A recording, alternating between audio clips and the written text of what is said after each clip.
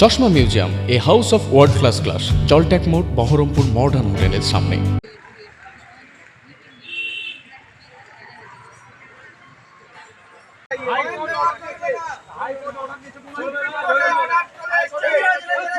না, তুমি আলাদা ধরো, তোমার বুম ধরা ভালো না, তুমি আলাদা ধরো, তুমি আলাদা ধরো অন্যজন।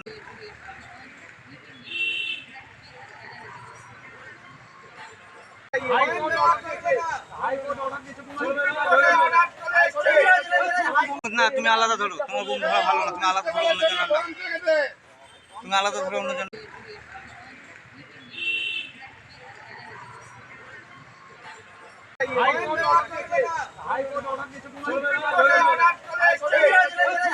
না, তুমি আলাদা ধরো, তোমার বুম ধরা ভালো না, তুমি আলাদা ধরো অন্যজন, তুমি আলাদা ধরো অন্যজন।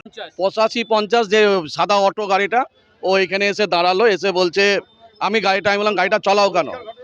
বললো না, আমরা গাড়ি প্রত্যেকদিন চালাবো, এখানে কেউ আটকালে বোম মারবো, হাত পা ভেঙে দিব, এইরকম হুমকি, গুলি করে দিব, খিদিরপুরে দেখে নিব, এইরকম একটা ওদের আওয়াজ। তো আমরা প্রশাসনের কাছে গিয়েছিলাম। হ্যাঁ, এই বছর লিখিতভাবে আমরা জানিয়ে এসেছি আজকে। আমরা এইভাবে লিখিত, হ্যাঁ, গাড়ির নাম্বার দিয়ে আমরা জানিয়ে এসেছি। সেটা কিছু বলেনি, বলে আমরা দেখবো তাই বলেছেন, আমরা দেখবো তাই বলেছেন। যদি এই বিষয়ে যদি প্রশাসন যদি পদক্ষেপ না করে, তো আমরা অনির্দিষ্টকালের জন্য টেকার বন্ধ রাখবো বা আরটিও অফিসে টেকারগুলো জমা দিয়ে আসবো। আমার নাম সুভাষিস দীক্ষিত, আমি স্ট্যান্ড সেক্রেটারি, আমি এই ইউনিয়নকে দেখি।